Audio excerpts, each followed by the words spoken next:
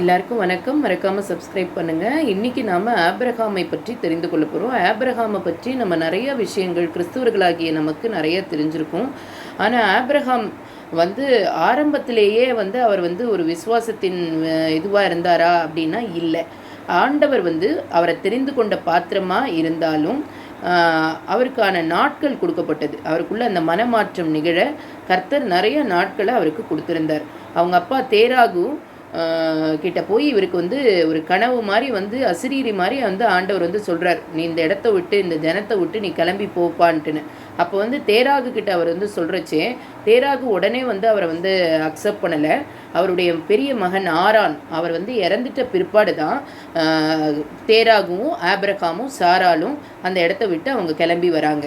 So இதுலேருந்து நம்ம என்ன தெரிஞ்சுக்கிறோம் அப்படின்னு பார்த்தீங்கன்னா கர்த்தருக்குள்ளே நமக்கு விசுவாசம், நம்ம கர்த்தரை ஏற்றுக்கொண்டிருக்கிறோம், கர்த்தரோட நம்ம இணைஞ்சிருந்தாலும் விசுவாசங்கிறது கர்த்தர் நமக்கு டைம் கொடுத்து நம்மளுடைய வாழ்க்கையில் அநேக காரியங்களை செய்து அதன் மூலமாக தான் நம்மளுடைய விசுவாசத்தை விருத்திக்க செய்கிறார்.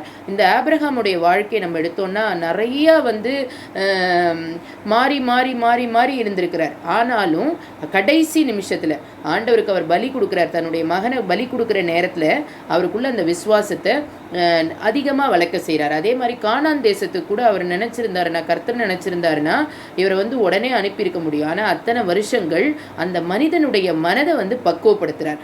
கிறிஸ்துவ வாழ்க்கை அப்படிங்கிறது என்ன அப்படின்னு பார்த்தீங்கன்னா நம்முடைய மனதை தான் ஆண்டவர் கேட்கிறார். அந்த மனம் பக்குவம் ஆரச்சே நம்மளால் ஆண்டவர்கிட்ட நல்ல விசுவாசத்தில் நம்ம நல்லா வளர முடியும். அதை தான் நமக்கு ஆண்டவர் சொல்கிறார், உன்னுடைய இருதயத்தை பக்குவப்படுத்து. அந்த இருதயங்கிறது நிலத்தை போல, அதனால தான் 30, 60, 100 பலன் தரக்கூடியதாக இருக்கிறது. அப்போ நம்மளுடைய இருதயம் எப்படி இருக்கணும் அப்படின்னாக்க கர்த்தரை நோக்கி ஒரு நாளும் நான் கர்த்தரிடத்திலிருந்து கற்றுக்கொள்ளக்கூடிய இருதயமாக என்னுடைய இருதயத்தை தேவன் மாற்றச்சே அந்த குயவன் கைக்குள்ளே இருக்கிற மண் பாண்டத்தை போல நாம் நம்மளை கடவுள்கிட்ட ஒப்பு கொடுக்கறச்சே நமக்குள்ள அந்த மன மாற்றங்கள், நமக்குள்ள இருக்கிற அந்த சுயங்கள் இதெல்லாம் சாகடிக்கப்படும்.